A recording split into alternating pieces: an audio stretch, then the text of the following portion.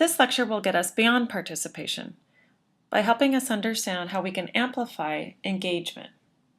This is part 1. So we learned that participation is key, but is showing up good enough? In one word, no. Unfortunately, participation is not a consistent predictor of outcomes, because what we do know is that active participation in one's own learning is highly effective. So student engagement matters.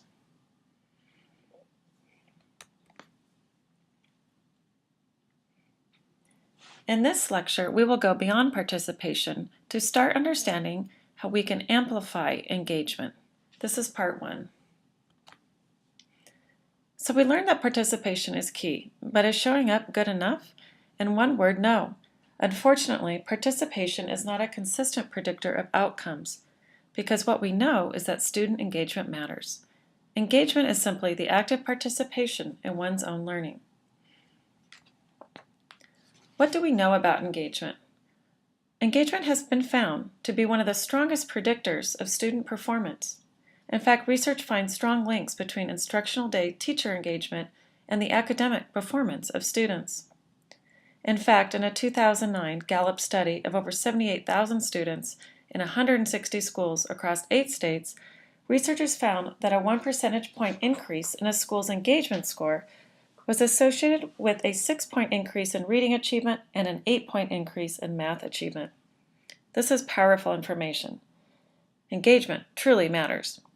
However, subsequent Gallup research in 2012 and 2013 found that nearly half of our nation's students are, unfortunately, not engaged, and 70% of teachers who are supposed to inspire this engagement are actually themselves not engaged.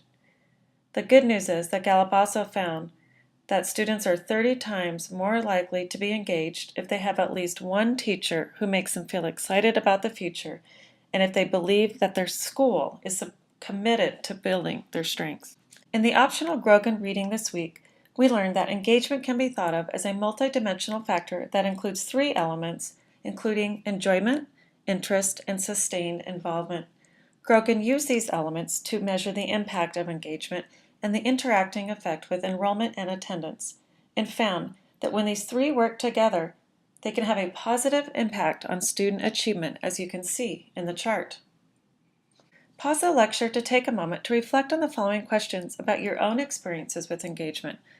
Think about a time you were highly engaged in an activity. What do you think accounted for that level of engagement? Keep your reasons in mind as you listen to the remaining lectures. Click play when you are ready to continue. Getting engaged. What motivated you to choose your major? Click pause and write down 3 to 5 bullet points. Click play when you are ready to continue with the lecture. Keep these reasons in mind as you continue with the lecture and learn about some theories about what motivates us to get engaged.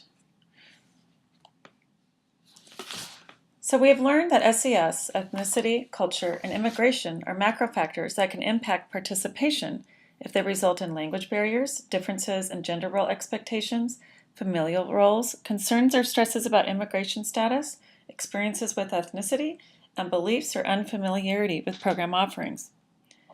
But what factors are at play within the microsystems of a young person's life that determine how actively or intensely they participate?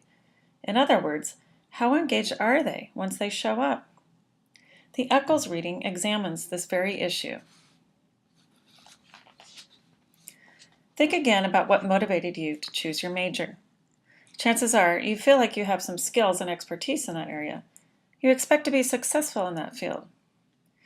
Most likely you also considered societal value in that major. In fact, you may not have majored in what you were most passionate or even skilled at because you may have felt that that wouldn't make enough money for you or that your family would not have approved. These motivators of expectations of success and societal value are the same motivators that youth have when they are choosing to engage or not engage in an activity. In other words, expectancy value theory tells us that it is important for youth to feel like it is worth it for them to get involved. I'm sure you can relate. Eccles research helps us understand some of the motivators behind student participation. So in addition to expectations for success, Eccles explains that value can be best understood as subjective and includes the following elements. Interest, enjoyment, value, as the name suggests, is about how interested one is in learning or doing an activity. Attainment value is about what one expects or hopes to gain or attain from that activity, such as a new skill or a new experience. Utility value is about how useful that skill or knowledge will be to the student's life. Relative cost can be understood not only just in dollars, but also investment in time. Will it be worth the student's time to get involved? Will it cost them other relationships or other opportunities? So all of these factors can be at play when a student makes a simple decision on whether or not to engage in an activity. Now, to wrap up this lecture, think about your motivators for selecting your major. What elements of subjective task value were at play?